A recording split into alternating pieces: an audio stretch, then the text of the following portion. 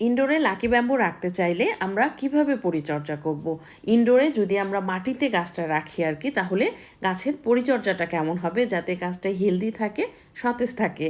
মনে রাখতে হবে আমরা গরমের দেশ এবং লাকি ব্যাম্বু আর্দ্রতা পছন্দ করে, তাই নিয়ম করে পাতায় পানি স্প্রে করতে হবে সপ্তাহে 3 দিন 4 দিন, আর রেগুলার করতে পারলে তো খুবই ভালো। দ্বিতীয় গুরুত্বপূর্ণ বিষয় হচ্ছে মাটিটা ওয়েল ড্রেন হতে হবে। নিয়ে নিচ্ছি গার্ডেন সয়েল। এই মাটিটা যেই মাটি ব্যবহার করব আর কি আমরা, সেটা ভালোভাবে রোদে শুকিয়ে নিয়ে দলাগুলো ভেঙে ঝুরঝুরে করে তারপরে ব্যবহার করব। এটা যে কোনো গাছের ক্ষেত্রেই প্রযোজ্য। এরপরে নিয়ে নেব যতটা মাটি ঠিক ততটাই কোকোপিট।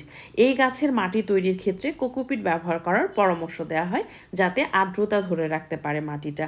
1 মুঠের মতো বালু নিয়ে নিলাম, নদীর বালু। যতটা মাটি নিয়েছি ঠিক ততটাই নিয়ে নিচ্ছি কম্পোস্ট। এটা পুরনো শুকনো গোবর, আপনি ভার্মি কম্পোস্ট বা পাতা পচা সার ব্যবহার করতে পারেন। 1/2 মুঠের মতো দিয়ে দিচ্ছি নিম খৈল। 1/2 চামচের মতো ইপসম সল্ট, যেহেতু পাতা জাতীয় গাছ, গাছটা ভালো থাকবে। 1/2 চামচের মতো ফাঙ্গিসাইড, যে কোনো ফাঙ্গিসাইড ব্যবহার করতে পারেন।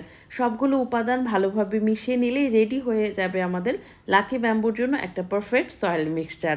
এই মাটিটা ঝুরঝুরে, এটা মানে আর্দ্রতা ধরে রাখতে পারবে এবং পানি জমে থাকতে দিবে না। আরেকটা ইম্পর্টেন্ট বিষয় হচ্ছে, আপনি মাটিটা পারফেক্টলি রেডি করার পর তো গাছটা লাগালেন আর কি, তারপরে কি সার দেব। গাছ যেহেতু সারের তো প্রয়োজন হবেই, খুব ভালো হয় যে আমরা কম্পোস্ট যদি দিতে পারি।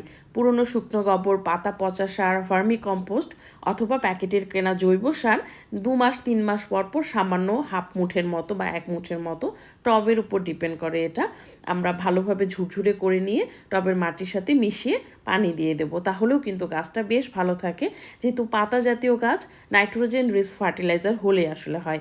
আপনি যদি সে কম্পোস্ট দিতে না চান আর কি ইনডোরের গাছের ক্ষেত্রে, তাহলে সিউইড এক্সট্র্যাক্ট 1 লিটার পানিতে 1 চামচ সিউইড এক্সট্র্যাক্ট মিশিয়ে সেটা টবের প্রয়োজন অনুযায়ী যতটুকু লাগে দিয়ে দিতে পারেন। এটাও আপনি 2-3 মাস পর পর ব্যবহার করতে পারেন। যদি কম্পোস্ট ব্যবহার করেন তবুও কিন্তু আপনি সিউইড এক্সট্র্যাক্টটা ব্যবহার করতে পারবেন গাছের মানে যতটুকু প্রয়োজন আর কি। তবে এটা সকালের দিকে দিলে ভালো হয়, তাহলে ইনডোরের গাছ যেহেতু স্যাঁতসেঁতে হওয়ার ভয় থাকে না, সারাদিনে শুকিয়ে যায়। এই গেল। এখন পাতাটা যদি আপনি আরও শাইনি রাখতে চান, সবুজ ভাব রাখতে চান, একদম চকচকে লাগবে দেখতে নার্সারির মতো, তাহলে 1 লিটার পানিতে 1 চামচ ইপসম সল্ট মিশিয়ে পুরো গাছে স্প্রে করে দেব। ইপসম সল্ট আপনি যে কোনো নার্সারিতে পাবেন।